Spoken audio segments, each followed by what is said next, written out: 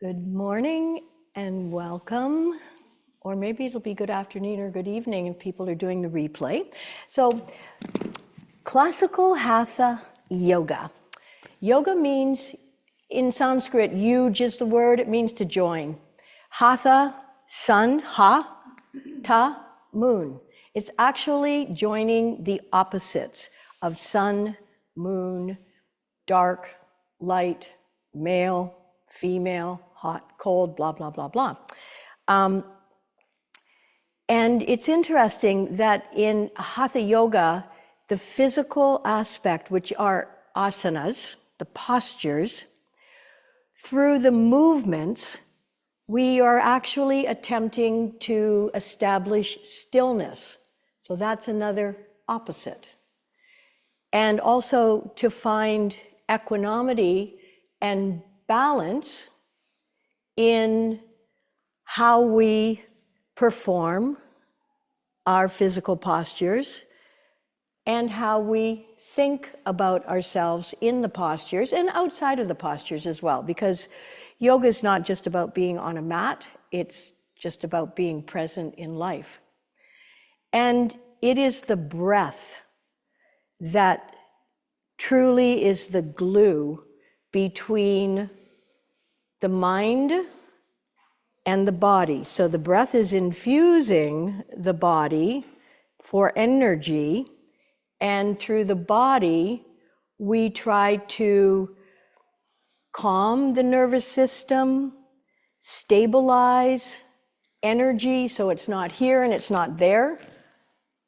It's kind of when we ride the breath. So that's why the breath is really important in yoga. And there's another interesting aspect that, defining life as the gradual transformation of energy into matter. Because before we were matter, we were energy.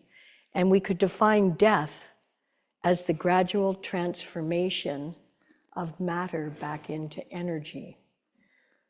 I hope that you can have some sense that we are eternal, not the body, it's temporary. So the actual purpose, higher goal of practicing the physical aspect of yoga is to quiet the mind and have the body calm enough, the nervous system, so that we can access a higher state of being. And I think about, or you could think about, we were all little babies once upon a time, and we were curious, and we were loving, and we didn't worry, and we didn't project into the future. We were just present with what is, whether it was the boob, the bottle, the tickling, the hugging, the holding, the sleeping, the releasing waste from the body. And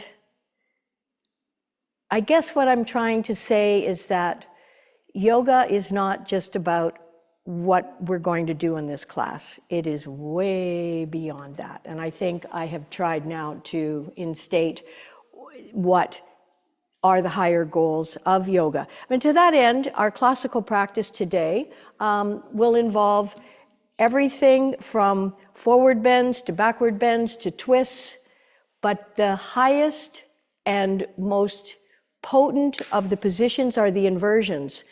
And we don't have to get too excited about, am I going to have to stand on my head? No. Bending over is an inversion. Anything where your bless you, anything where your heart is above your head is an inversion. So when you're bending over, your head is below your heart. Got it? And the heart is higher. Okay. And also, too, the physical aspect of inversions is that it does things for your endocrine system, your pituitary, your hypothalamus, your thyroid, that produce the hormones that are absolutely key to pretty much every physical process of the physical body. Okay, and I might spend a little time on some of those organs a little later, but meanwhile, let's come on to our backs and just gently warm up and prepare our body. So draw your knees in towards your chest. One hand on each knee. And just gently rocking from side to side. Becoming aware of your breath. And then making perhaps circles. And then let's place the soles of the feet on the mat, right on the outer edges with the knees bent. Knees are bent, soles of the feet flat on the mat. You can take your arms out to the side if that's comfortable. And on an inhale, let's gently press the lower back towards the floor. It's not a hard press, just a light press. Feel your core engaging and releasing as you exhale. Inhaling, another pressing of the lumbar area towards the floor. And on an exhale, lower both knees over to the left and perhaps gently turn your head to the right. Inhaling, come back to the center with your knees. Feet are stationary, they're on the outer edges of your mat. And exhale, both knees over to the right and turn your head to the left. Inhaling, come back to center. Exhaling, one more time, both knees over to the left. And then place your left foot, ankle, heel on the outside of your right knee, intensifying the stretch, particularly of your IT band that goes from the ilium, crest of your hip, to the tibia, which is the main bone of your lower leg. And you can think of your IT band as connective tissue, aka fascia, and then placing the left foot back on the outer edge of your mat. Slowly come back to center, inhaling. And exhaling, both knees over to the other side, picking up the right foot and placing it on the outer edge of your left knee. So just the weight of your foot, heel, ankle adds a little extra stretching to the IT band. When our connective tissue is tight, it makes it harder for the muscles to stretch. And as we're learning, our muscles stretching create the flexibility in our bodies. The joints are more about mobility, but together they create a state of less tension in the body, less tightness and stress. Because stress can show up physically, emotionally, mentally, even existentially. And releasing, and bring your knees back to the center. Draw your right knee up towards your chest. You can keep that left leg bent and then reach between your ankle and your knee with both hands, interlacing your fingers around the calf muscle and gently pull the leg towards you, stretching through the hamstrings, the back of the knee, and the calf muscles. Also, too, of course, we pay attention to our internal organs. So on the right side, the compression helps facilitate movement through your ascending colon. And releasing, and bend the leg, place the sole of the foot on the floor, keeping the knee bent. Let's draw the left knee into the body, compressing now the thigh into the descending colon, and straightening the leg without hyperextending at the knee. Interlock your fingers around the calf, or perhaps you're closer to the ankle, and just pull gently towards you, feeling the stretch, particularly in hamstrings that are often tight on most people. This has impact on how we sit and how we can allow for the natural curvature of the lumbar spine, the lower back, where most back pain occurs in people who experience back pain. So breathe into the stretch, using your breath to help remove the blocks or sluggishness in the area of stretching. And releasing and bringing the sole of the left foot back onto the floor. Now you're going to keep both feet flat on the floor with the knees bent. Take hold of your block, and I want you to place it between your knees. Now, you're probably going to have it on the narrow height, but you may have it on the medium height, so a block has 3 different angles to it. Place it at the top of your knees, between your thighs, wherever you feel the alignment of your knees is aligned with your ACES joints, so those hip bones that you can feel just below your waist, above the tops of your legs. Place your arms beside your body with your palms facing down. Lift your shoulder blades up and tuck them underneath your heart center. And let's tilt the chin towards the center of the chest, lengthening the back of the neck. And try to visualize that your ankles are beneath your knees. So you can't see them when you're lying down, but just visualize, have a sense of your body in space. Palms are facing down.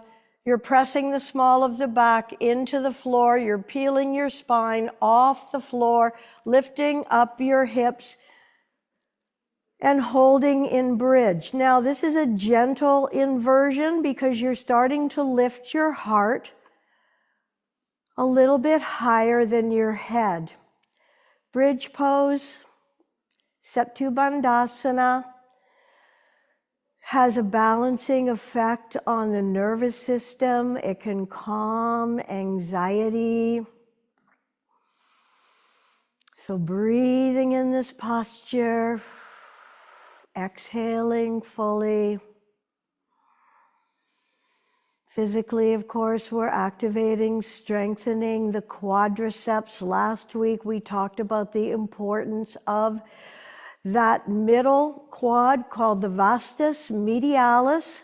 Press your knees into your block because this is activating that middle inner quadricep muscle that encourages the patella to track up the center of the femur, as opposed to being pulled out of balance towards the outside of your thigh because of the vastus lateralis, the outer thigh muscle, being stronger than the inner thigh.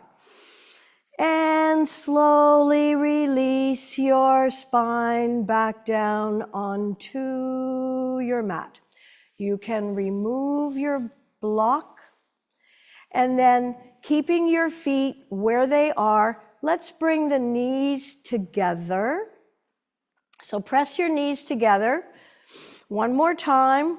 Press the small of your back into the floor. Peel your spine off the floor and lifting up back into bridge. Now you can really feel with your knees together your inner thigh muscles working, I hope. Pressing up. Breathe.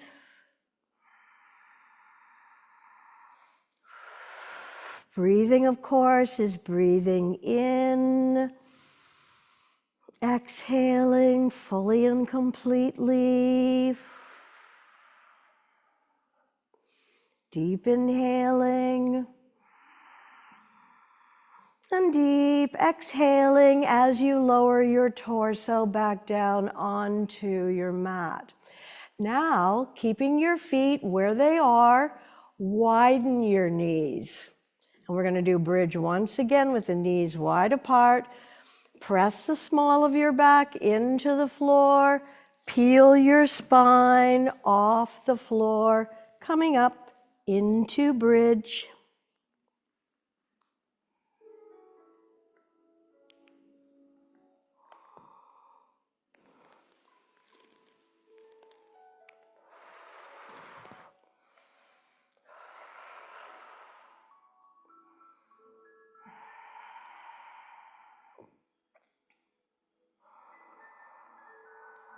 Try to keep your big toe mounts pressed into the floor so that you're not completely rolling onto the outside of your foot. The position of our feet sends messages through the rest of the body, through the knees, the hips, the heart, right up to the crown, our connection with the earth. And then slowly releasing from the top of your spine, one vertebra at a time. Draw your right knee into your chest and draw your left knee in. And then extend your left leg straight down in front, holding the right knee in towards the chest. Place your left hand on the outside of your right knee and draw the knee across the body, twisting towards the left side. Doesn't matter how far you go, but notice the impact of this stretch on the hips, maybe your glutes. Wherever you feel it, just notice it and breathe into that area with caring awareness. The opposite of judgment. This is the sort of thing that we want to try to take from our mats into our daily life. I know myself, it's easy to quickly have that knee-jerk judgment, but can I morph that into caring awareness for whatever the situation is?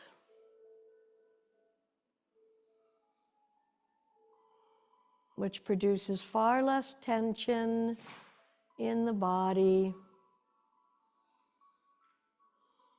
Continue to be aware of even a minute amount of tension, tightness of the hip, of the glute, aka your butt. And actually there are 3 glutes: maximus, medius, and minimus. Inhaling back to center. Draw the left knee up towards the chest, extending the right leg down in front, placing your right hand on the outside of your left knee, drawing it across your body. Taking the knee over to the right side. And again, drawing your attention, your awareness, wherever your attention goes, energy follows. Let that energy be caring awareness.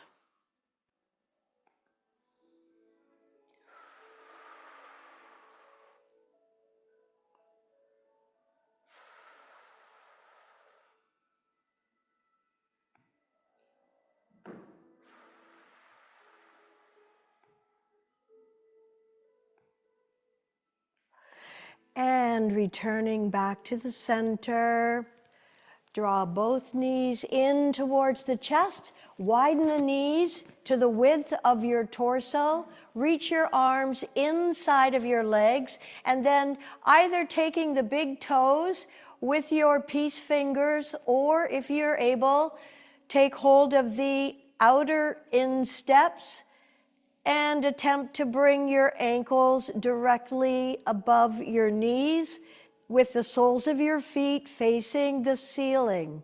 Happy baby pose, stretching inner thighs. And it's interesting, we see babies do this. Do they know something? Did they bring some wisdom and intelligence with them from somewhere? My guess is yes. In fact, in yoga, we believe that whatever merit, wisdom, and intelligence we gain in a lifetime, it will follow us into subsequent lifetimes.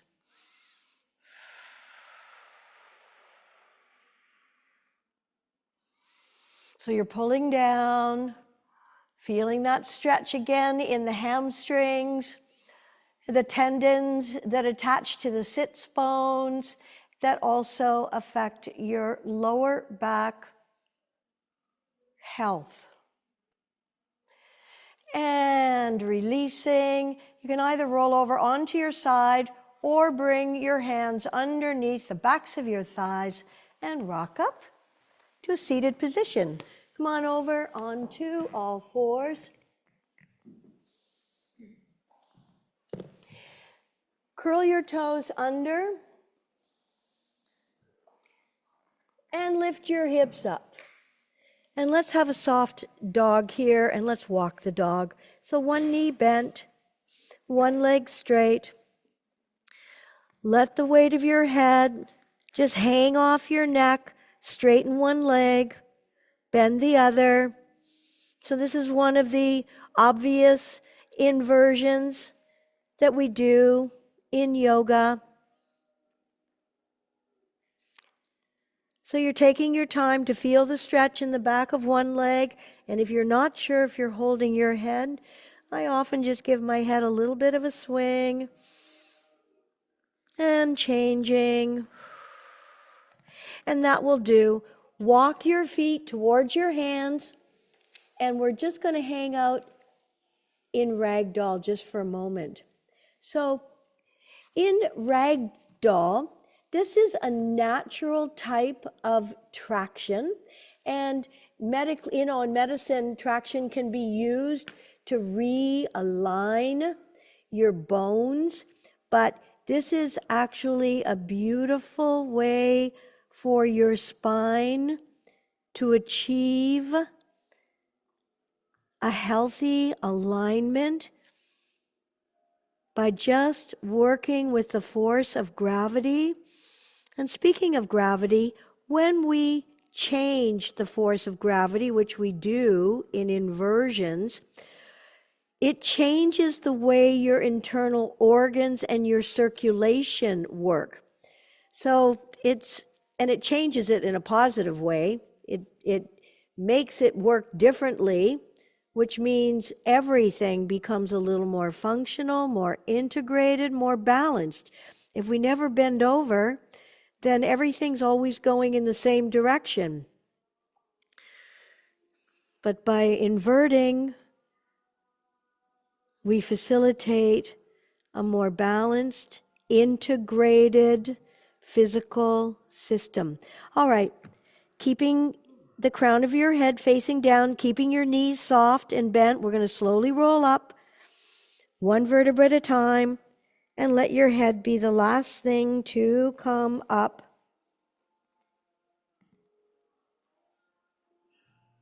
And exhale fully. I have no idea where my ears are by now. Are they? Oh, they're still there. Okay, so Tadasana, mountain pose. You know, mountain pose, obviously it's a standing posture, but it really connects us to the earth. And to that end, let's lift our toes off the floor. Make sure the outsides of your feet are going to be parallel to the outsides of your mat. So you might feel like you're a little bit pigeon-toed, but in fact, your alignment of your ankles, your knees, these are your hip bones. And then you're engaging your thighs. Now, when you lift and pull up from your arches, you activate that vastus medialis. This is the muscle we talked about last week. So you might even want to just check in and feel this. You know, don't bend your knees at this point, but just make sure this is engaged. This protects your knees for the long haul, which, you know, we're in that phase, are we not? But we want it to be great. Okay, so lift your sternum away from your pelvic floor. Let your chin float horizontal, parallel. Eyes can be opened or closed, fixed on an imaginary horizon with the crown of your head floating up. Let's bring the shoulders up to the ears, roll them back, and pull your armpits down. So feeling really solid like a mountain. Being able to view the world, perhaps the way a mountain sees it, without losing its balance, without losing its focus.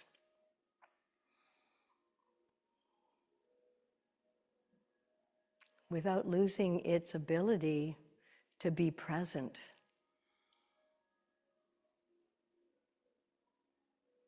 And releasing, and give your legs a shake out.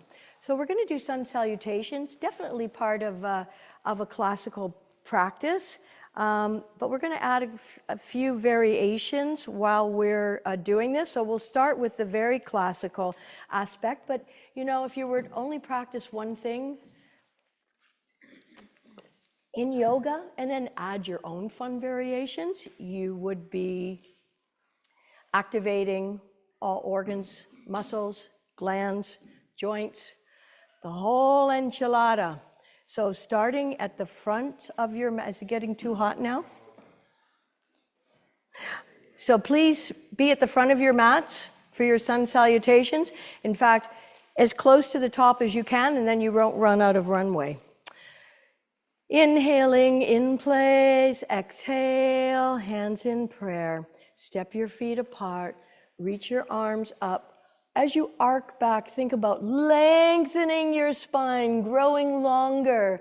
Inhale, bring your feet back towards one another. Lift out of your waist. Hinge forward. Please let the crown of your head hang down, fingertips touching the floor. Take your left leg back. Drop the knee to the mat. Bring your hands onto your right thigh. Focus your gaze. Lift your back knee off the floor and press through your back heel. Inhale, sweep the arms up. Try not to have your torso leaning forward. Keep it straight up and down. Less torque on your torso. Turn your hands forward, spread your fingers apart. Take your version of plank, whether it's the full or with your knees on the floor and your ankles off the floor. Breathing. If you're in the full plank, your neck is part of your spine. Your head is aligned with the rest of your body. It's not poking up. It's not hanging down. There's a zipper from your pelvis to your sternum. Zip it up. Pressing all 10 fingers into the mat. Pressing your heels back. Release your knees to the floor. Flatten the tops of your feet. Take your hips back towards your heels. If bending your knees 90 degrees is an issue, then stay in puppy pose with your bum in the air and lower your forehead down onto your mats.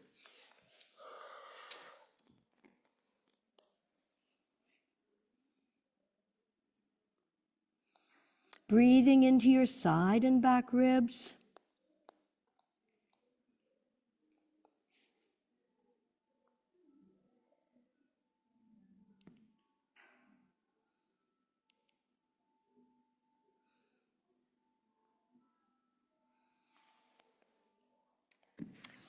Leave your hands where they are.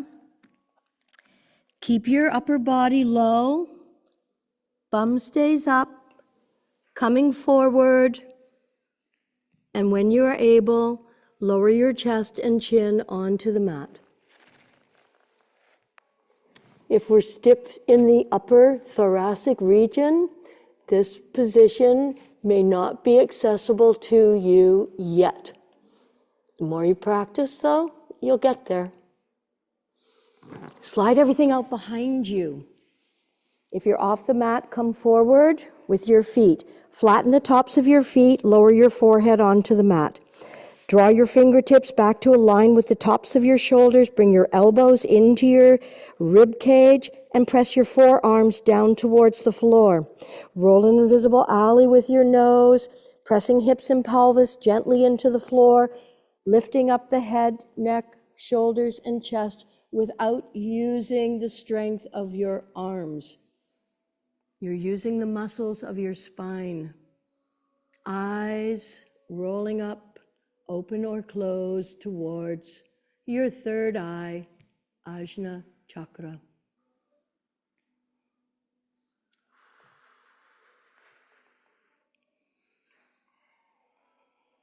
One more breath in to lift. Exhale and lower. Curl your toes under. Press up into downward dog. Walk your feet a couple of inches forward. And then press your belly onto your thighs. Notice the extension of your spine, further lengthening as you press your chest towards your knees. Pressing your sits bones towards the back of your mat, and now lower your heels towards the mat. Make sure you're not holding up your head, but your ears are basically close to aligning with your inner arms. So this, again, an inversion where your head is lower than your heart. Typically, less than or about 25% of our blood only when we're standing up straight or sitting up straight gets to everything above the heart. Inversions, reverse that.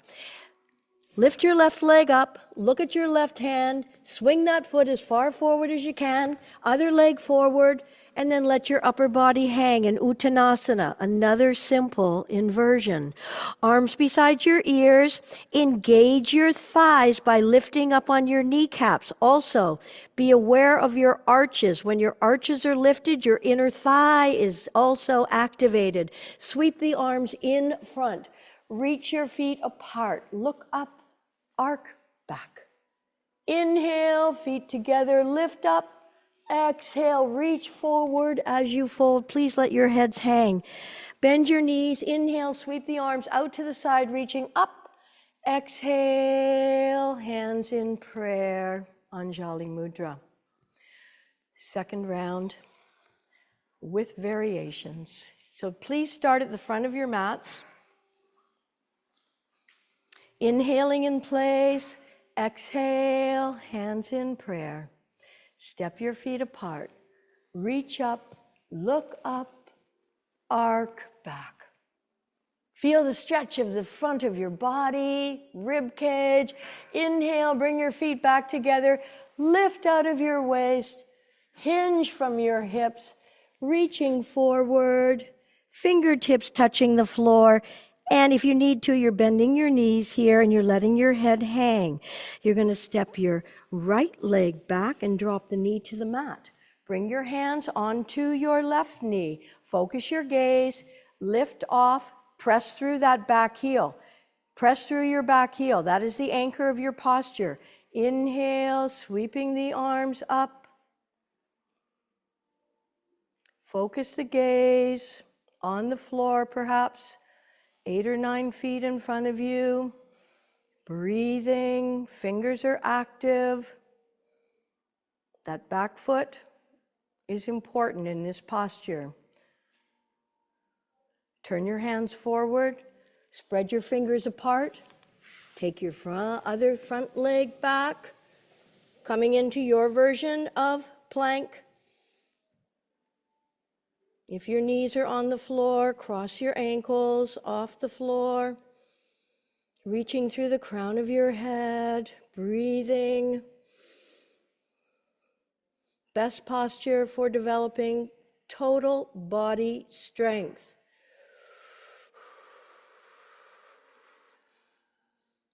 Release your knees, flatten the tops of your feet, take your hips back towards your heels or come into puppy pose if bending your knees is problematic today.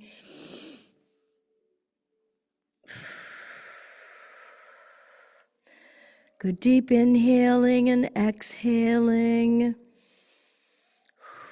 Infusing the body with fresh oxygen. Springtime, when things start to pop, there's more prana in the air, more oxygen. So we start feeling like we're all coming back to life after the winter. Leaving your hands where they are. Come forward, bum stays high, upper body low, chest and chin eventually gently landing on your mats. Slide everything out behind you. Draw your fingertips back to align with your shoulders. Release your forehead onto the mat. Bring your elbows into your side body.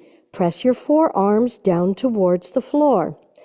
If you're thinking of the fuller expression of cobra, then you might want to widen your legs and roll your baby toes and pressing them into the mat. Pressing your hips and pelvis gently into the mat. Roll invisible alley with your nose. On an inhale, let's begin in baby cobra, baby bhujangasana.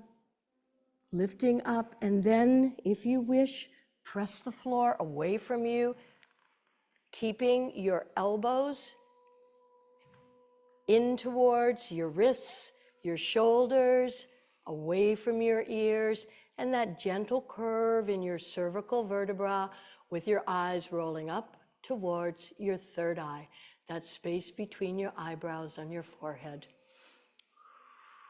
And breathe. One more breath in. Exhale, lengthen as you lower. If you did, bring your feet back towards one another. Curl your toes under. On an inhale, press up into downward dog. Walk your feet a couple of inches forward. Press your belly onto your thighs. Press your chest towards your knees. Make sure all 10 fingers are pressing into the mat along with the heels of your hand. And then pressing your heels towards the mat. Lift your right leg up, tilt it over to the left, and look under your left armpit to potentially see your foot. And release. Let's do a three-legged dog on the other side, lifting the left leg, tilt it over to the right, looking under your right armpit at your foot, so you need to bend your leg. And back down.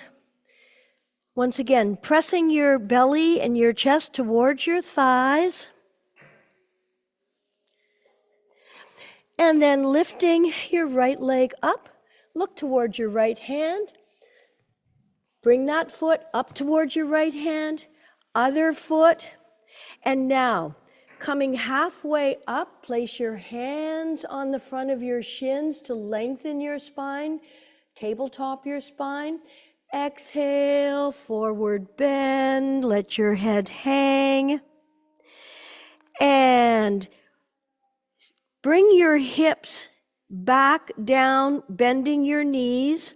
Have a look at your toes, that your knees are actually back of your toes. Sweep the arms up, coming into chair pose, horseman's pose. So you're really sinking your hips down. Exhale, forward fold, let your heads hang. Bend your knees again. Inhale, sweep the arms out to the side, reaching up. Hands in prayer. Exhale to your heart center. One more fun round. Come on up to the fronts of your mats. Inhaling in place. Exhale, hands in prayer. Step your feet apart. Arms up, reach up, look up, arc back. Feel that stretch in the front of your bodies. Inhale, bring your feet back together. Lift out of your waist. Exhale, reach forward, hinging from your hips. Let your fingertips gently alight on the mat. Send your left leg back, drop the knee to the mat, bring your hands onto your right thigh. And now we're going to do sideways prayer. You're going to bring your left elbow to the outside of your right knee. You're going to place the other hand directly on top in a sideways prayer. Turn your head so that you're looking at the floor. This will help you with balancing. Lift that back knee off the floor, coming into a sideways prayer twist. So in balance postures, our proprioceptor muscles are activated to help us balance.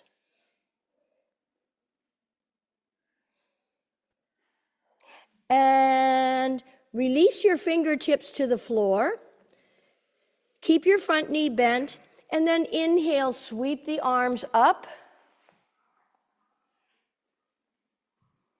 And your torso is straight up and down. It's not forward. Nice. Fingers are active. Turn your hands forward, spread your fingers apart, and take your front leg back. Drawing your heart center forward. Keep the length in your neck. If your wrists or shoulders are not enjoying a full plank, please release your knees to the floor, lifting your feet off and crossing at the ankles. And breathe. And then releasing, knees to the floor. Flatten the tops of your feet. Either puppy pose or take your hips back towards your heels. Slowly releasing.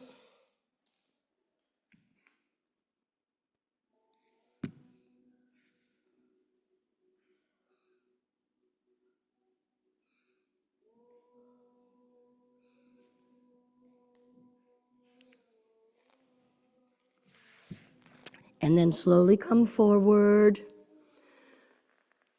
bringing chest and chin to the mat, bum in the air. Slide everything out behind you. Draw your fingertips back to the edges of your shoulders. Lower your forehead, elbows into your side body, and press your forearms down. On an inhale, roll an invisible alley with your nose. And lifting head, neck, shoulders, and chest in baby cobra, and perhaps the fuller expression of Bhujangasana. Eyes are rolling up towards your third eye, open or closed. Shoulders stay down, elbows remain aligned with your shoulders and your wrists. One more breath in. Exhale, lengthen and lower. Curl your toes under, lift your hips up. Walk your feet a few inches forward. Bend your knees, belly onto your thighs, chest towards your knees. And then press your heels towards the floor, your sits bones towards the back wall. Feel the stretch in the backs of your legs. Remember the importance of stretching your calves for keeping your Achilles tendon healthy. Particularly if you like to play your sports, you want to pay attention to keeping that Achilles tendon as well as your plantar fascia. They're all connected to stretching the calf muscles. And then lift the left leg up. Bring the left leg forward. And then drop the opposite knee. Bring your right elbow to the outside of your left knee. So we're doing this sideways twist on the opposite side. Focus your gaze. Press through the soles of your feet.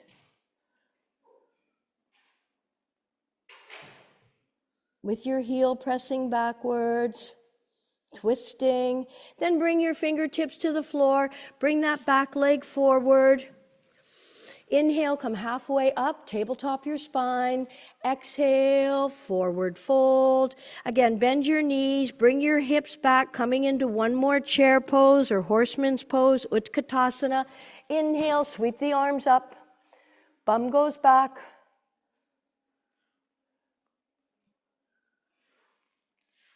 Reaching the arms. Exhale, forward fold. And bend your knees. Inhale, sweep the arms out to the side, reaching up. Exhale, hands in prayer. Flat out and relaxing. Please take a sip of water if you need to. And just take a moment to allow absorption of the benefits of what you have done.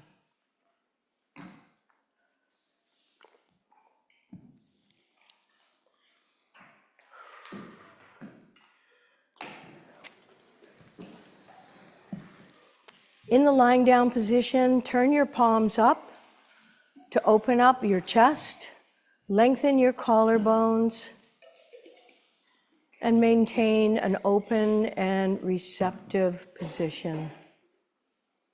Separate the biting surfaces of the teeth. Let your bodies be soft and heavy for a moment.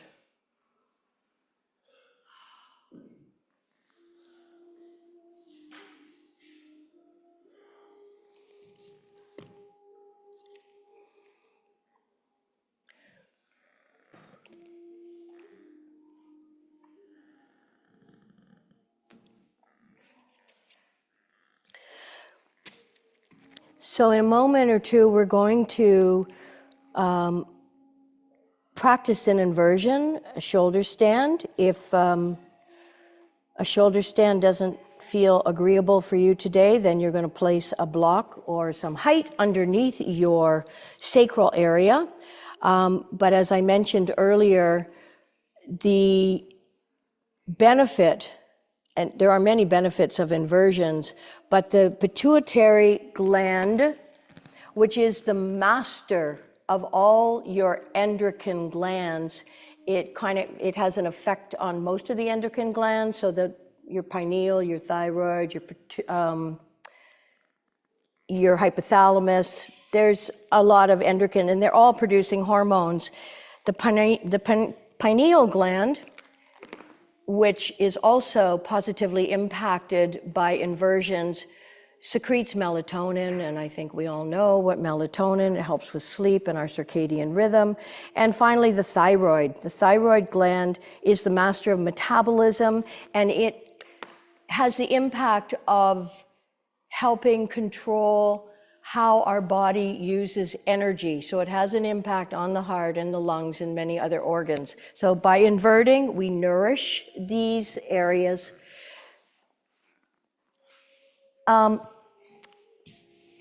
So we could come up to a seated position just for a moment. Because I just want to show you, if you want to roll over or extend part of your mat to produce some cushioning underneath the back of your neck. If you're practicing at home, so you're going to put a little extra cushioning. I don't typically do this, and I know some of the longest practicing yogis don't put anything under here, but in some schools they will. But I'm just showing you, if you want to put something underneath the back of your neck, you can. Otherwise, so come on back down. If you're not intending to do a shoulder stand, then please elevate underneath the sacrum. Otherwise, knees are bent, arms are beside the body. Just come out, lift the legs up and over behind your head. So you're just in a half shoulder stand. Ardha Chaturvangasana. And you can bend your knees and let your knees fall towards your forehead or just relax them. And then if you are willing to attempt the fuller expression, walk your hands up towards your waist. And then eventually straightening your legs.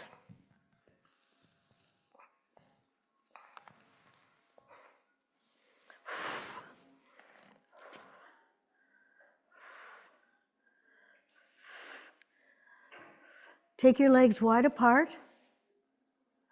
and gently lower them down over behind your head, never forcing. Let it all be organic. Inhaling, legs come back up, and bring your legs together and take them apart. And one more time, lower them down behind your head and bring them back up and bring them together. And just holding, feet are relaxed.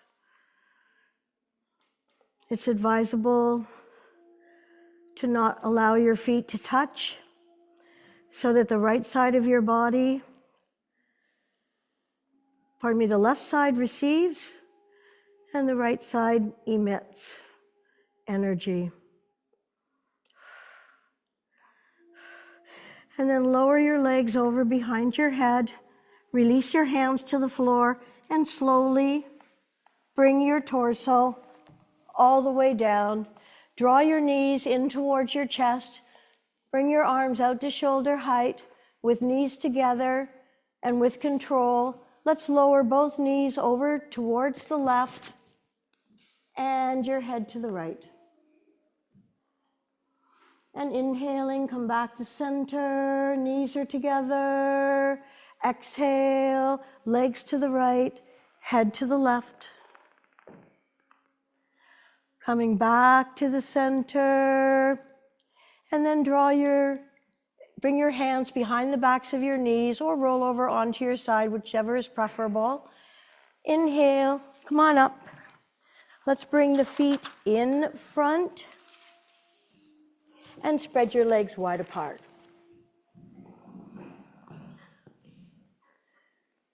Lifting up from behind, pressing through your heels. Inhale, sweep the arms up, turn towards your right leg, lift out of your waist, reach forward with your hands, keeping your feet flexed, taking hold of the furthest part of the leg that you are able, whether it's your foot, your ankle, or your calf. One more breath in, lifting your hearts, lengthening your spine. Exhale, releasing, if possible, bringing your torso a little closer towards your thighs. Remember, your body is an instrument. You don't want to force or make it tight in your efforts. Just breathe and be. Walk your hand up your leg, come back into the center, inhale, sweep the arms up, lifting up, turn towards the other leg, lift out of your waist first, lengthen, and then fold. Again, you're taking hold of whatever the furthest part of the foot, maybe it's the calf, maybe it's the knee, take hold of something, and then inhale to lengthen your spine and lift your hearts. Try to keep the opposite butt on the floor. Exhale, forward fold. Keep the length. It doesn't matter how far you go. It's about lengthening, expanding, releasing, and relaxing into the posture. If you find that you're trying too hard, you're putting more stress into your body, your mind. We're here to let all that go. We are so much more than our bodies, but we just want our bodies to be finely tuned instruments so that when they are, when we're in them, they feel like harmony. And then walk your hands back up your legs, bring your knees together, bang out the backs of your legs, and then bring the soles of your feet together. Baddha Konasana, you're stretching out the inner thighs, So if you're nice and wide in this posture already, you might want to open your feet the way you would a book. So lifting up, this is an intense inner thigh stretch. Lifting your hearts. Exhale, forward fold. Now you can round your spine a little bit.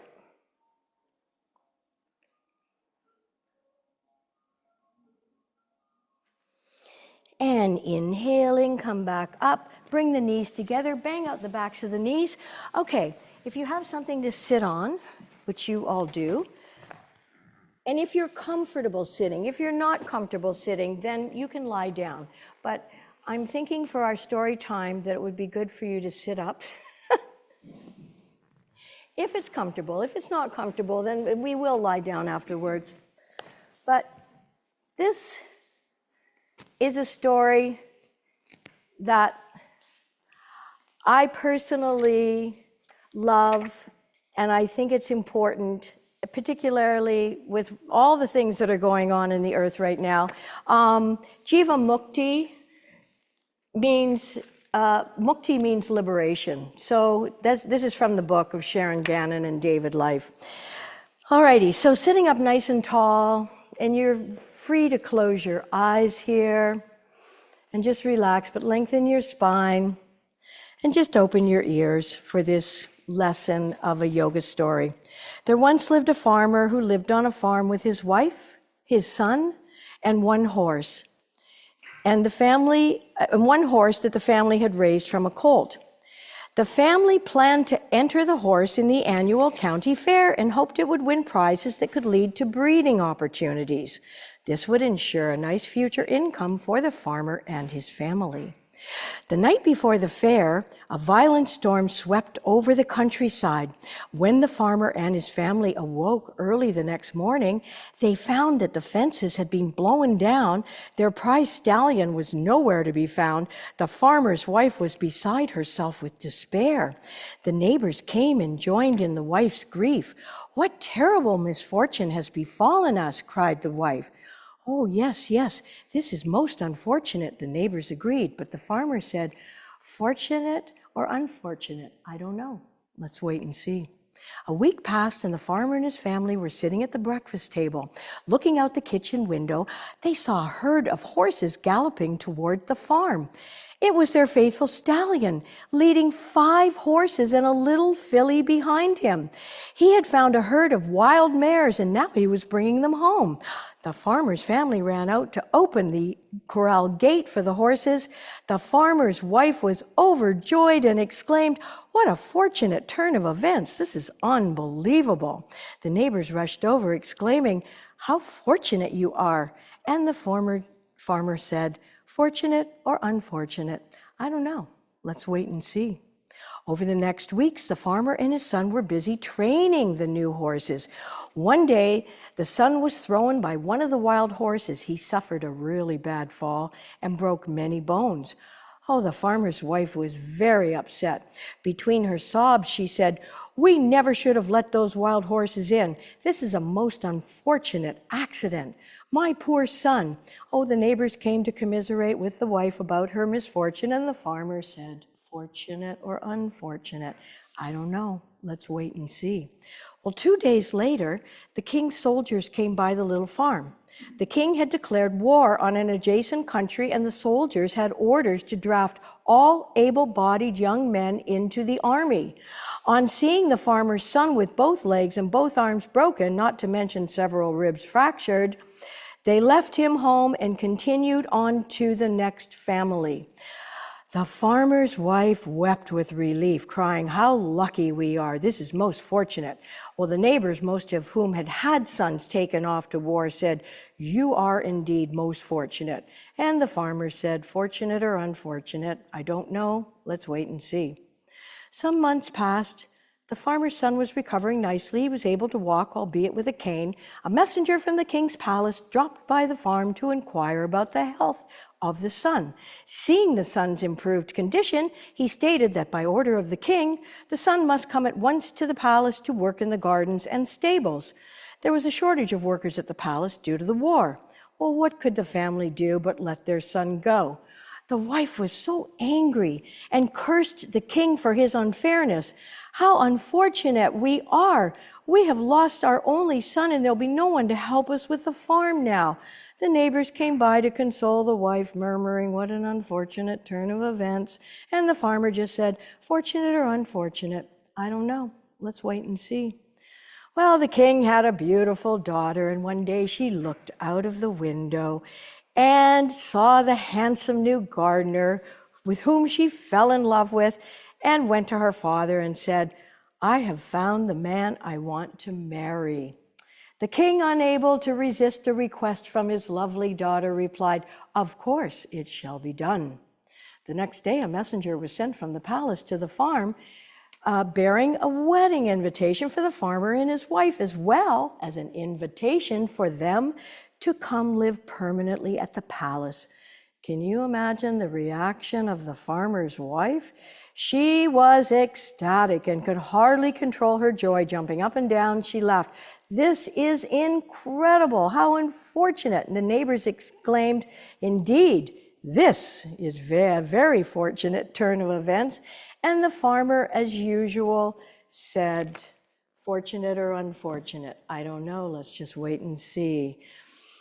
If you wish to lie down at this point, you can. And if you wish to stay seated, please feel free. But whatever you do, close your eyes. So this tale, yogic tale, is one that speaks to us wanting to, imagining that we can control outcomes, and also making decisions about what is going on, which is not typically helpful.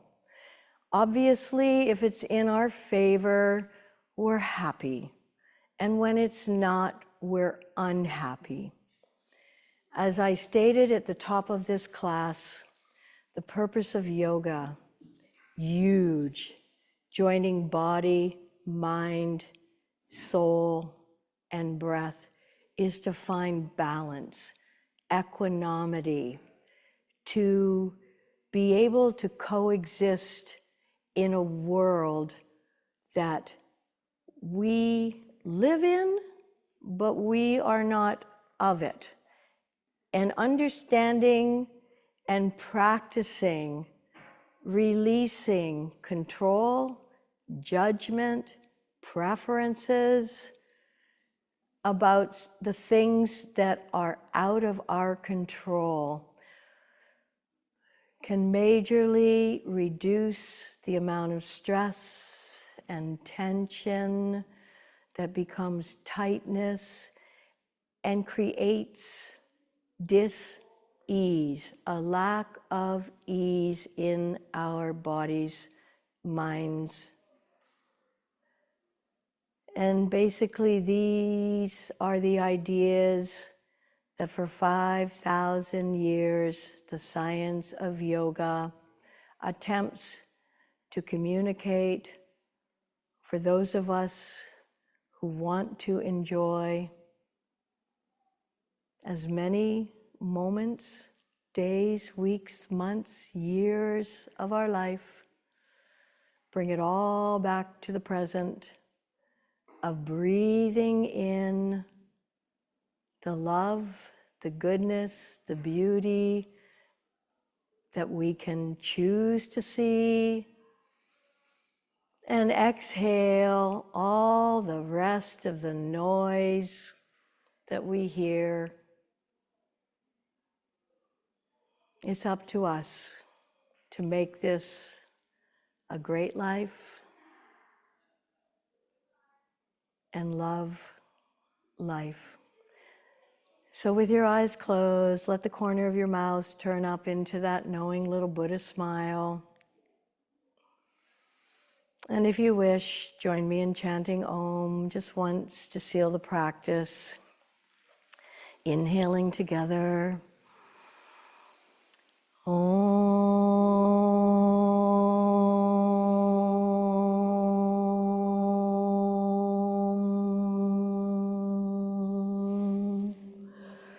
Om Shanti, Namaste, and peace. Salutations, prostrations, memories, always